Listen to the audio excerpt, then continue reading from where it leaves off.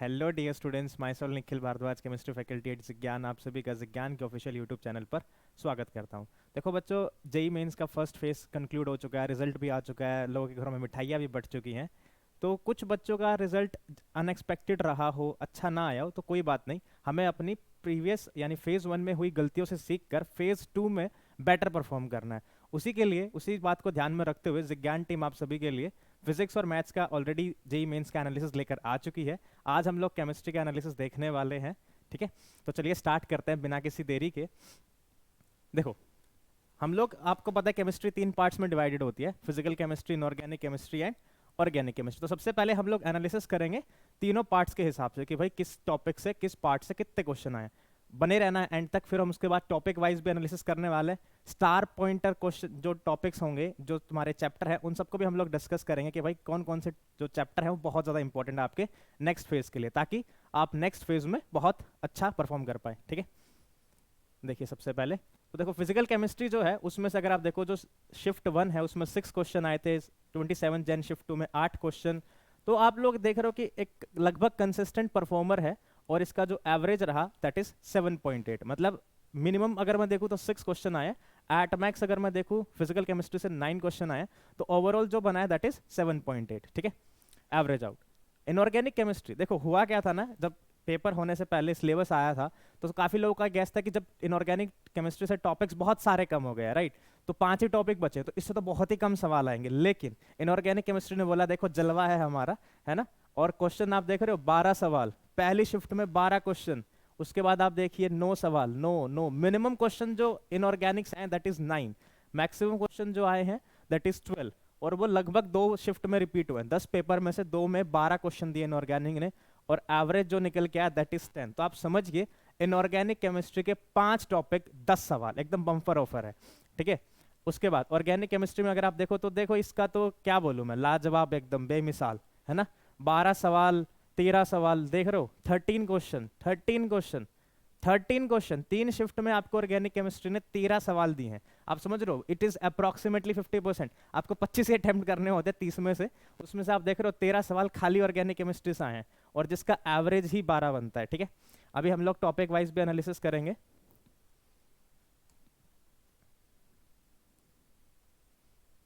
ठीक है, तो सबसे पहले हम लोग 11th का टॉपिक वाइज एनालिसिस स्टार्ट करते हैं। इसमें आप देखो एक चीज पे हम लोग सबसे पहले जो फोकस करें that is GOC. Average question जो कि है 2.2। पहले हम लोग 11th का एनालिसिस करें, फिर हम लोग ऐसे 12th का एनालिसिस भी करेंगे। ठीक है, तो जो कंसिस्टेंट परफॉर्मर इसमें रहा है जीओसी का, आप देख रहे हो 2.2 क्वेश्चन एवरेज। इस शिफ्ट में अगर आप ध्यान दो, फर्स्ट शिफ्ट जो बहुत इजी पेपर भी था, 27 जैन शिफ्ट वन, इसमें 5 क्वेश्चन आए जीओसी के। मतलब समझ रहे हो, अगर कोई बच्चा 4 लाख रैंक पे था, 5 क्वेश्चन का मतलब 20 नंबर, सीधा कहाँ पहुंच गया, 1 लाख में। तो जीओसी वो टॉपिक है, इसको अगर आपने मिस कर दिया तो फिर तो आप जेई मेंस फेज टू में गड़बड़ कर दोगे, पक्का गड़बड़ कर दोगे।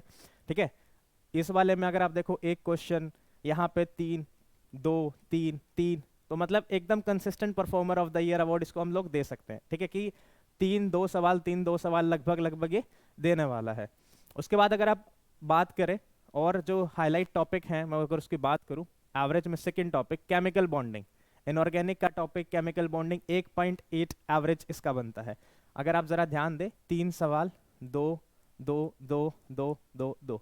और इसमें कमाल की बात क्या पता है, केमिकल बॉन्डिंग में कुछ पूछेगा भी नहीं आपसे, सिर्फ क्या पूछेगा, क्या पूछेगा, स्ट्रक्चर के बारे में, ज्योमेट्री के बारे में। 1 2 सवाल हाइड्रोजन बॉन्डिंग पे आ जाएगा, डायपोल मोमेंट का न्यूमेरिकल भी पूछ लेता है, कई बार डायपोल मोमेंट डायरेक्टली कंपेयर करा लेगा। बट जो मेजरली क्वेश्चन रिवॉल्व कर रहा होगा वो किसके अबाउट करेगा, ज्योमेट्री एंड स्ट्रक्चर। एमओटी से सवाल पूछ सकता है कि ऑर्बिटली कंबाइन करने पे कितने तुम्हारे 2 एटॉमिक ऑर्बिटल कंबाइन या कितने ऑर्बिटल बनेंगे। तो इस तरह के बहुत बेसिक क्वेश्चन, बहुत बहुत बेसिक चैप्टर है। अगर आप सिर्फ एनसीईआरटी पढ़ के चले जाओगे तो भी आपके 2 क्वेश्चन कहीं नहीं गए। ठीक है, ऐसे ही अगर मैं बात करूं मोल कॉन्सेप्ट, बहुत बेसिक है, मोलैरिटी, नॉर्मेलिटी और मोल कॉन्सेप्ट, मोल के अबाउट कैलकुलेशन पर घूमता हुआ चैप्टर। आजकल क्या है कि वो ऑर्गेनिक रिएक्शन भी देता है, ऑर्गेनिक रिएक्शन पे मोल कंसेप्ट यूज करवा लेगा तुमसे, तो उस तरह के क्वेश्चन भी आजकल आ रहे हैं, और इसका एवरेज भी बन रहा है 1.3। उसके बाद जो एक इंपॉर्टेंट टॉपिक बन रहा है 1.4 एवरेज के साथ, दैट इज पीरियोडिक प्रॉपर्टी। एकदम एनसीईआरटी से पढ़ना है। आयनाइजेशन एंथैल्पी का ट्रेंड, इलेक्ट्रॉन गेन एंथैल्पी का ट्रेंड हो गया तुम्हारा, साइज का ट्रेंड हो गया। तो इस तरह के बहुत बेसिक क्वेश्चन सिर्फ एनसीईआरटी पढ़ के चले जाओ, तुम्हारा ये टॉपिक तुम्हारे हाथ में होगा। और ये जो 1.4 क्वेश्चन, मतलब किसी में 1, किसी में 2, ये तुम्हारे 8 नंबर भी तुम्हें दे सकता है नेक्स्ट फेज के लिए। तो इस टॉपिक को आप किसी किसी किसी हालत में मिस नहीं कर सकते, ठीक है। ऐसे ही एटॉमिक स्ट्रक्चर है, देखो एटॉमिक स्ट्रक्चर में अगर मैं ध्यान दूं तो अगर क्वेश्चन आ रहा है तो एक, नहीं आ रहा है तो आ ही नहीं रहा। बट एटॉमिक स्ट्रक्चर की इंटरेस्टिंग बात क्या है कि आपको इसमें से सिर्फ क्या पढ़ना है, क्वांटम नंबर, बोहर का कॉन्सेप्ट, बोहर का जो एटॉमिक मॉडल था उसके बेस्ड फॉर्मूले न्यूमेरिकल्स, एंड स्पेक्ट्रल लाइन की चीजें, Rydberg constant based numerical, Rydberg formula जो है उसके बेस्ड कैलकुलेशन या न्यूमेरिकल अगर आप सिर्फ देख के चले जाओगे तुम्हारा ये चैप्टर तैयार। सिर्फ ये 3 टॉपिक करोगे तो मोस्ट प्रोबेबल है कि तुम्हारा काम यहाँ से बन जाएगा, ठीक है। उसके बाद अगर हम लोग देखें थर्मोडायनेमिक्स, देखो इसका तो कहना ही क्या है, थर्मोडायनेमिक्स लगभग कंसिस्टेंट रहा है, एक न्यूमेरिक एक क्वेश्चन आना ही आना है, सेम विद इक्विलिब्रियम एक न्यूमेरिकल आना ही आना है। बट बात क्या है पता है कि थर्मोडायनेमिक्स एंड जो तुम्हारा इक्विलिब्रियम चैप्टर है थोड़ा सा ज्यादा लेंथी चैप्टर है, बड़ा चैप्टर है, लेकिन क्वेश्चन क्या दे रहा है, सिर्फ एक। बल्कि जबकि केमिकल बॉन्डिंग छोटा चैप्टर है, पीरियोडिक प्रॉपर्टी छोटा चैप्टर है, थोड़ा सा याद करना पड़ेगा, लेकिन तुम्हारा क्वेश्चन 2 से 3, अगर तुम सिर्फ इन दोनों से देखो तो 3 सवाल कंफर्म है, किसी भी शिफ्ट में उठाओ, यहाँ 3 5 5 4 2 3 3 4, मतलब देख रहे हो लगभग 3-4 सवाल तुम्हें इन 2 टॉपिक से मिल रहे हैं, और ये थर्मोडायनेमिक्स और केमिकल इक्विलिब्रियम से भी 2 आने हैं। तो इसका मतलब मोर इफेक्टिव क्या रहेगा, केमिकल बॉन्डिंग और इक्विलिब्रियम, केमिकल बॉन्डिंग एंड तुम पीरियोडिक प्रॉपर्टी पे ज्यादा फोकस करो, थर्मोडायनेमिक्स और इक्विलिब्रियम पे। हाँ, अगर किसी का फिजिकल बहुत अच्छा है तो ऑब्वियसली पूरा सिलेबस तो करके जाना ही है, लेकिन अगर किसी को कहना है सर नहीं हमें बस कुछ कुछ टॉपिक बता दो जिससे मैं थोड़ा पढ़ूँ और मेरा काम चल जाए, तो इन 2 को पिक कर लो, मोल कंसेप्ट और ये दोनों periodic property and chemical bonding, ये तो आपको मिस करना ही नहीं है किसी हालत में। उसके बाद रिडॉक्स से भी लगभग एक सवाल आ ही रहा है, जिसमें आपको क्या पूछेगा, oxidation number, oxidation number based calculation हो सकती है, किसका रिडॉक्स रिएक्शन होने पे तुम्हारा क्या चेंज आने वाला ये पूछेगा, डिस्प्रोपोर्शनेशन रिएक्शन इनमें से कौन सी है ये पूछ सकता है, ठीक है। KMnO4 की रिडॉक्स रिएक्शंस हो गई, इस तरह से जो रिएक्शन ऑक्सीडाइजिंग और रिड्यूसिंग प्रॉपर्टी वाली वो तुमसे डायरेक्ट पूछी जा सकती है, ठीक है। नॉमेनक्लेचर, इसको तो आप मिस ही नहीं कर सकते, जो एकदम बम्पर टॉपिक है ना, जो सब टॉपिक छोड़ दो, सबसे इजीएस्ट टॉपिक अगर कोई है that is nomenclature of organic compound. And इसमें आप देख रहे हो कंसिस्टेंटली सवाल है, 2 सवाल 2 सवाल 2 सवाल 1-1, ठीक है। तो नॉमेनक्लेचर ऑफ ऑर्गेनिक कंपाउंड बहुत बेसिक चैप्टर है, बहुत छोटा सा टॉपिक है, और इसमें से भी तुम्हारा एक क्वेश्चन तो आ ही रहा है, इसको तो तुम बिल्कुल बिल्कुल बिल्कुल मिस नहीं कर सकते, किसी भी हालत में इस टॉपिक को छोड़ के नहीं जाना है। आइसोमेरिज्म से भी लगभग सवाल आ रहा है, लेकिन ये जनरली रिवॉल्व करेगा ज्योमेट्रिकल एंड ऑप्टिकल के आसपास, या फिर टोटोमेरिज्म से। तो टोटोमेरिज्म का बेसिक पूछेगा कि कहाँ टोटोमेरिज्म हो सकता है, कहाँ नहीं हो सकता है, कीटो इनॉल कंटेंट किस में कम है किस में ज्यादा है, या फिर तुमसे क्या करेगा, अब क्या है ना, तुम्हारी डायनेमिक स्टीरियो पूछता है। डायनेमिक स्टीरियो से मतलब है कि तुमसे एक क्वेश्चन देगा, एक रिएक्शन करवाएगा और पूछेगा प्रोडक्ट के अंदर कितने आइसोमर बनेंगे। तो आजकल जो जनरल सवाल आ रहे हैं वो यहाँ से आ रहे हैं, या फिर तुमसे पूछ सकता है कि इनमें से कौन सा ज्योमेट्रिकल शो करेगा कौन सा नहीं करेगा। तो बहुत बेसिक टॉपिक है कि एल्कीन कब करता है, ये सब बिल्कुल 2 पेज के नोट्स हैं, 2 पेज के एनबी सर के नोट्स टेलीग्राम पे तुम्हें मिल जाएंगे, ज्वाइन कर लेना, वहां से तुम्हारा ये काम हो जाना है, ठीक है। हाइड्रोकार्बन से जो टॉपिक है वो भी लगभग एक दो सवाल आ रहा है, क्या पूछ रहा है, एल्कीन की रिएक्शन, ओजोनोलिसिस, वुड्स रिएक्शन पे सवाल आ जा रहा है, ओजोनोलिसिस आ जा रही है, ठीक है। Cl2 या Br2H बेस्ड हेलोजिनेशन रिएक्शन आ जा रही है, रेडिकल सब्स्टिट्यूशन। तो ये सब जो चीजें हैं ये बहुत बेसिक है, और ये एक सवाल तुम्हें दे जाएंगी।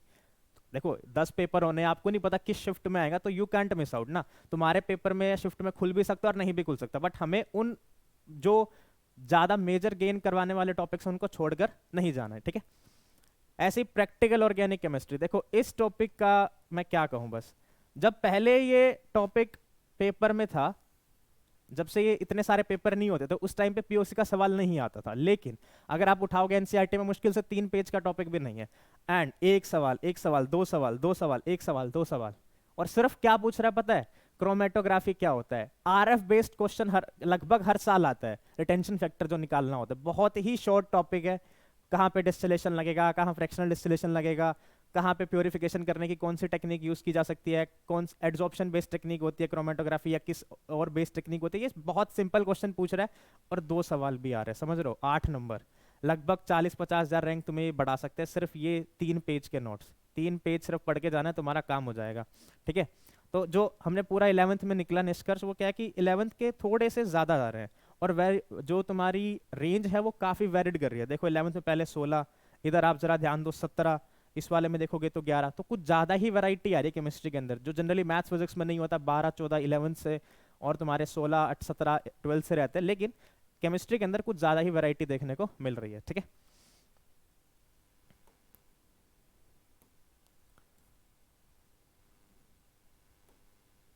अब ऐसे हम लोग डिस्कस करते हैं क्लास 12th के लिए। तो देखो 12th में जो मैं मोस्ट इंपॉर्टेंट टॉपिक अगर मार्क करूं, आप ज़रा ध्यान दोगे, 2.7 एवरेज डी, उसके बाद 2.1 पी ब्लॉक, कोऑर्डिनेशन 1.9। तो ये तीन मेजर टॉपिक निकल के आते हैं जो कि इनऑर्गेनिक केमिस्ट्री के ही हैं। इसलिए आप समझ रहे हो कि इनऑर्गेनिक केमिस्ट्री कितनी इंपॉर्टेंस हो रही है। सिर्फ एनसीईआरटी बेस्ड पढ़ना है, सिर्फ एनसीईआरटी की स्पेसिफिक रिएक्शंस, अगर उनको भी पढ़ के ले जाओगे तो तुम 10 सवाल बना सकते हो। इनऑर्गेनिक के 10 सवाल आ रहे हैं, बहुत शॉर्ट, बहुत कंसाइज, कोई बहुत ज्यादा लंबा चौड़ा नहीं पढ़ना। और सवाल देखो तुम्हें कितने देके जा रहे हैं, 10 क्वेश्चन। समझ रहे हो इसका मतलब, 10 क्वेश्चन का। देखो अगर मैं बात करूं डी एंड एफ में, तो मेजरली क्या है जो तुम नहीं भूल छोड़ सकते, वो है compound based reactions. KMnO4 colour क्यों देता है, क्यों पिंक है, किस किस को ऑक्सीडाइज करेगा, नहीं करेगा, किस मीडियम के अंदर किस ऑक्सीडेशन स्टेट में होता है, चेंज करने पे किस में जाएगा, कलर किसके कारण है, कौन रिड्यूसिंग है, कौन ऑक्सीडाइजिंग है, इलेक्ट्रॉनिक कन्फिग्रेशन बेस्ड, खास करके एफ ब्लॉक वाले कि इसमें से +3 है या +4 है, रिड्यूसिंग है या नहीं है, सीरियम के केस। इस तरह से जो स्पेसिफिक चीजें हैं, आप लोग क्या करना, पूरा मेंस का जो पीवाईक्यू है पिछले 5 साल के अगर आप उठा के देखोगे तो आपको काफी questions as it is repeat होते हुए दिखेंगे। तो उन क्वेश्चंस को तो बिल्कुल नहीं छोड़ना। पीवाईक्यू तो किसी भी टॉपिक के, किसी भी चैप्टर, किसी भी सब्जेक्ट के नहीं छोड़ के जाना है मेंस के लिए, नहीं तो फंस जाओगे। ठीक है, अगर मैं बात करूं सॉल्यूशंस की, तो आप देख रहे हो सॉल्यूशन ज्यादा पूछा नहीं जा रहा, और पूछा जा रहा है तो कहीं ना कहीं वो रोल्स लो के आसपास का हो रहा है। तो रोल्स लो ज्यादा पूछ रहा है, उसी टाइप के न्यूमेरिकल आ रहे हैं, तो वो इतना कंसिस्टेंटली नहीं पूछा जा रहा। इलेक्ट्रोकेमिस्ट्री तो आपको पता ही है, देखो उसका तो कुछ कह नहीं सकते, 1 से 2 सवाल आएगा ही आएगा। एक सवाल तो कन्फर्म है, आप कोई भी फिजिकल केमिस्ट्री का टॉपिक उठा लो, इलेक्ट्रो, ठीक है, काइनेटिक्स, थर्मो, इक्विलिब्रियम, ये 1 से 2 सवाल तुम्हें देंगे ही देंगे। इनका एक तो फिक्स है, 2 भी हो सकता है, ये बात का ध्यान रखना। इसमें न्यूमेरिकल पोर्शन है, न्यूमेरिकल आपको प्रैक्टिस करने होंगे जितना ज्यादा हो सकता है। एनसीईआरटी के सारे क्वेश्चन आपको करने हैं, मेंस के पीवाई के आपको करने हैं, तो आराम से आप इसमें क्वेश्चन बना सकते हो। ठीक है, और इलेक्ट्रोकेमिस्ट्री में ज्यादा कहाँ पूछेगा, नस्ट के आसपास, नस्ट इक्वेशन, या तुमसे ई नोट बेस्ड कैलकुलेशन करा लेगा, ईएमएफ कैलकुलेट कराएगा, या तुमसे इलेक्ट्रोड जो बैटरी रिएक्शंस थी, आखिरी में बैटरी की रिएक्शंस है ना, वो या उसके बेस्ड क्वेश्चन आ सकता है। रस्टिंग पे क्वेश्चन आया हुआ है, तो ये टॉपिक बहुत स्पेसिफिक है जो आपको मिस नहीं करने। सेम अगर मैं बात करूं काइनेटिक्स की, तो काइनेटिक्स में देखो कंसिस्टेंटली एक सवाल है, कंसिस्टेंटली एक सवाल है। कहाँ से पूछ रहा है, first order reaction, second order reaction, सिर्फ तुम्हें क्वेश्चन आ रहा है, डायरेक्ट करना है। फॉर्मूला तुम्हें पता ही है, फॉर्मूला लगाओ, वैल्यू पुट करो, थोड़ा सा कैलकुलेट करना है, तुम्हारा आंसर आ जाएगा। तो बहुत ज़्यादा टफ नहीं है, केमिकल काइनेटिक्स बहुत आसान है अगर तुम करोगे तो। ठीक है, उसके बाद पी ब्लॉक की अगर बात करूँ, देखो पी ब्लॉक थोड़ा सा लेंथी चैप्टर है, उसमें आपको सारी ग्रुप की प्रॉपर्टी, सारे ग्रुप की रिएक्शंस थोड़ा सा याद करना पड़ेगा, लेकिन इंपॉर्टेंट भी है। आप ये चीज़ को समझो, 2.1 लगभग, किसी में 3, किसी में 2, किसी में 1, 3, 4, तो इंपॉर्टेंस देख रहे हो इस चैप्टर की। तो थोड़ा सा अगर याद करके तुम्हें 10, 12, 15 नंबर का बेनिफिट हो रहा है तो क्यों ना किया जाए। बिल्कुल एनसीईआरटी की एक एक रिएक्शन हम लोग याद कर लेंगे। उसके बाद अगर आप देखो कोऑर्डिनेशन कंपाउंड, 2 सवाल, 2 सवाल, 3 भी, 2 भी, 1 भी, मतलब एक मिनिमम मैं बताऊं तो कोऑर्डिनेशन के आपको अगले पेपर में 2 सवाल मिलने वाले हैं। और 2 सवाल कहाँ से आएंगे, वो तुमसे क्या पूछता है, इनर ऑर्बिटल कॉम्प्लेक्स है या आउटर ऑर्बिटल कॉम्प्लेक्स है, इसकी इलेक्ट्रॉनिक कॉन्फ़िगरेशन क्या है, T2G EG में। ठीक है, उसके बाद पैरामैग्नेटिक है, डायमैग्नेटिक है, स्पिन मैग्नेटिक मोमेंट कितना है, इसका स्ट्रक्चर क्या है, isomerism in coordination compound, very important, optical show करेगा नहीं करेगा। तो ये जो चीजें हैं बहुत शॉर्ट हैं, इन्हीं चीजों को अगर आप बिल्कुल पिन पॉइंटेडली करोगे, यही चीज तो एनालिसिस हम लोग इसीलिए तो लेके आए हैं कि आप उन टॉपिक्स को पॉइंट आउट करो, पिन पॉइंट करो, उसी पे पढ़ो और मार्क्स पाओ। अब बहुत ज्यादा टाइम बचा नहीं है, लेकिन ये टाइम भी बहुत है आपके मार्क्स को एकदम राइज करने के लिए। ठीक है, उसके बाद हेलो एल्केन्स, हेलोरिन्स में अगर आप देखो, अब ऑर्गेनिक के चैप्टर बचते हैं 1.2, लगभग 1 सवाल 2 सवाल, 1 सवाल 2 सवाल आ रहा है। हेलो एल्केन से क्या पूछ रहा है जनरली, ध्यान से, सब्स्टिट्यूशन रिएक्शन। वो तुमसे एल्काइल हैलाइड की सब्स्टिट्यूशन पूछेगा, एल्काइल हैलाइड का एलिमिनेशन पूछेगा, SN1 SN2 E1 E2 majorly अगर मैं बात करूँ तो। विनाइल हैलाइड कौन सा है, अराइल हैलाइड कौन सा है, डायरेक्ट क्वेश्चन आया हो, आप जाके देख लेना पीवाईक्यू में, सिर्फ ये पूछा कि इनमें से विनाइल हैलाइड कौन सा है, इनमें से अराइल हैलाइड कौन सा है, अलाइल हैलाइड क्या होता है, अलाइल हैलाइड SN1 देगा या SN2 देगा, या कौन सी फास्टर देगा। सिर्फ SN1 SN2 के अबाउट ही घूमते हुए तुम्हें क्वेश्चन देखने को मिलने वाले, या फिर KCN से रिएक्ट करने पे या AGCN से रिएक्ट करने पे क्या फर्क पड़ता है। तो वो एकदम पिन पॉइंटेड रिएक्शन है, आप कम से कम उतना तो जरूर पढ़ के जाएं। ठीक है। डाइजोनियम सोल्ट बनाना, बेंजीन कैसे बनेगा, डाइजोनियम सोल्ट से बेंजीन लेके आना या एराइल हैलाइड लेके आना, सेंड में रिएक्शन, ये सब कुछ आपको इतना तो कम से कम बेसिक पता होना चाहिए। अगर बात करूँ अल्कोहल, फिनॉल और ईथर की, देखो अल्कोहल, फिनॉल, ईथर में फिनॉल की रिएक्शंस इंपॉर्टेंट है, सैलिसिलिक एसिड बनना है, कैसे बनना है, ठीक है। एसिडिटी ये हम लोग जीओसी में वैसे ही कवर कर लिया, एसिडिटी का जो टॉपिक है अल्कोहल या फिनॉल की एसिडिटी की बेस्ड क्वेश्चन वो हमने जीओसी के अंदर इन्वॉल्व कर लिया, ठीक है। ईथर का क्लीवेज, ईथर के क्लीवेज बेस्ड बहुत क्वेश्चन आते हैं। ईथर के cleavage, electrophilic addition of alkene, ये जो टॉपिक है ये बहुत बहुत इंपॉर्टेंट टॉपिक है, ये आपको हर साल देखने को मिलने वाला है, हर साल लगभग लगभग 2 से 3 शिफ्ट में आना ही आना है, एवरेज बता रहा हूँ मैं, ये तो टॉपिक आएगा ही आएगा। ईथर का क्लीवेज आप मिस नहीं कर सकते। उसके बाद एल्डिहाइड, कीटोन एंड कार्बोक्सिलिक, इस टॉपिक की अगर हम बात करूँ 2 सवाल 3 सवाल 1 सवाल 2 सवाल 1 सवाल। देखो एक चीज मैं आपको पहले बता दूं, ऑर्गेनिक में देखने को 12 सवाल आए थे, ठीक है, ऑर्गेनिक में देखने को 12 थे, लेकिन उसमें रिएक्शन बेस्ड क्वेश्चन इस बार बहुत कम है। उसमें से आप ये मान के लो 6 से 7 सवाल एकदम नॉर्मल सवाल है जो जीओसी, आइसोमेरिज्म, पीओसी, बायोमोलिक्यूल्स, इन टॉपिक से आए।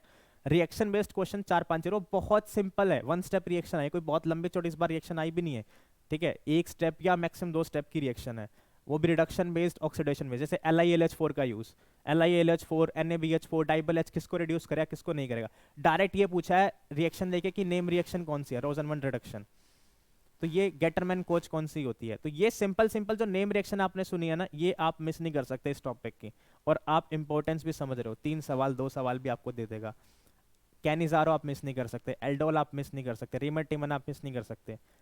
कार्बोक्सिलिक एसिड की जो रिएक्शन है HVZ रिएक्शन, ब्रोमिनेशन या हेलोजिनेशन कब होगा, किस केस में होगा, हाइड्रोलिसिस ऑफ साइनाइड, ग्रिग्नार्ड का अटैक, ये सब रिएक्शन आप मिस नहीं कर सकते, और एकदम एनसीईआरटी से आ रही है, कोई बाहर से कुछ पूछा भी नहीं जा रहा है। अमीन्स की, अमीन्स में तुम्हारी कैसे आप अमीन्स को डिफरेंशिएट करोगे, प्राइमरी सेकेंडरी टर्शियरी अमीन को, बेसिसिटी ऑफ अमीन्स, ये इंपॉर्टेंट टॉपिक हो गया, इसको आप भूल नहीं सकते। डाइजोनियम सॉल्ट की रिएक्शन जो हम यहाँ पढ़ते हैं, नाइट्रो का रिडक्शन, ठीक है, ये सब बहुत बहुत इंपॉर्टेंट है अमीन्स के लिए।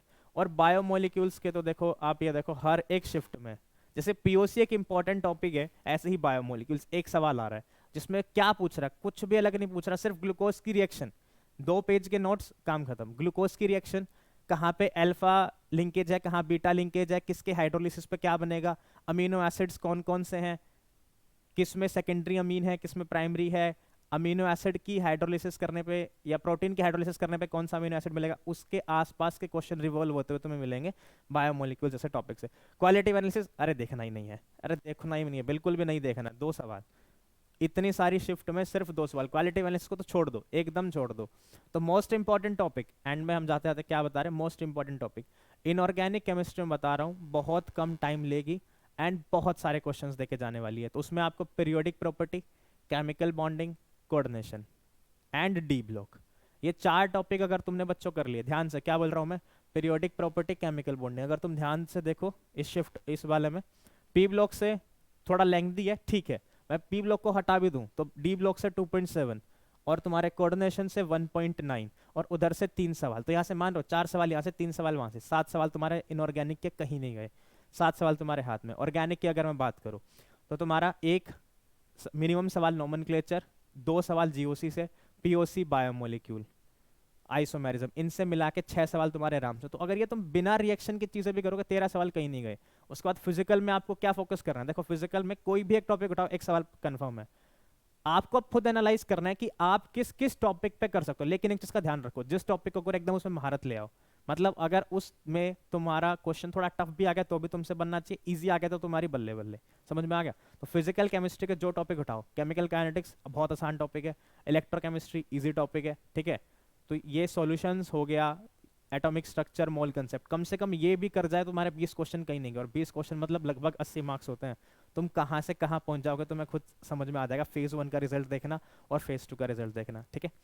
ऐसी और वीडियोस और अमेजिंग न्यूज़ के लिए ज्ञान के ऑफिशियल यूट्यूब चैनल को सब्सक्राइब करें। Thank you everyone.